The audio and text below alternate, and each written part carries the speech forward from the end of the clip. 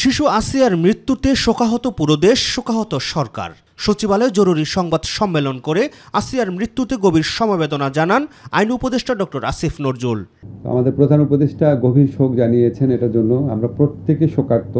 সকল প্রক্রিয়া সম্পন্ন করে আগামী 7 দিনের মধ্যে আসিয়া ধর্ষণ মামলার বিচার কাজ শুরু হবে জানিয়ে তিনি বলেন, অব্যাহত শুনানির মাধ্যমে 7 থেকে 8 দিনের মধ্যে বিচার কাজ শেষ হওয়ার নজির রয়েছে।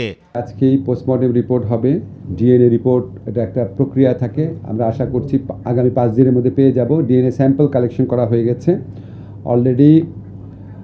12-13 জনের 161 স্টেটমেন্ট নেওয়া হয়েছে। আমরা আশা করছি 7 দিনের মধ্যে বিচার কাজ শুরু হবে। এবং আপনারা জানেন, অতীতে বিচার কাজ শুরু হয়ে দ্রুত 7-8 দিনের মধ্যে বিচার কাজ শেষ হওয়ার, ধর্ষণের মামলার 7-8 দিনের মধ্যে বিচার কাজ শেষ হওয়ার নজির আছে অব্যাহত শুনানির মাধ্যমে।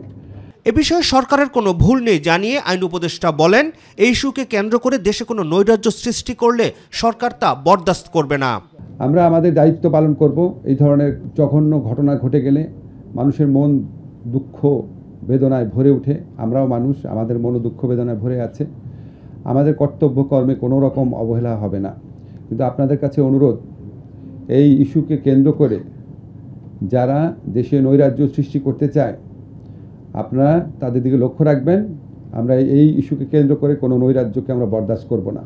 শিশু ধর্ষণ ও বলাৎকারের বিচার দ্রুত করতে বিশেষ ট্রাইব্যুনাল গঠন করা হবে জানিয়ে আসিফ নজরুল বলেন, 5 আগস্টের পর দেশে চালু হওয়া পর্নোগ্রাফির ওয়েবসাইটগুলো শুক্রবার থেকেই বন্ধ করার উদ্যোগ নিয়েছে সরকার।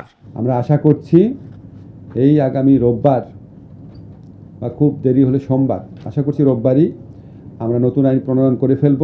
নারী ও শিশু নির্যাতন দমন আইনের অধীনে শুধুমাত্র শিশু ধর্ষণ ও বলাৎকারের ঘটনাগুলো দ্রুত উপযুক্ত বিচার নিশ্চিত করার জন্য আমরা স্পেশাল ট্রাইব্যুনাল গঠন করতে যাচ্ছি।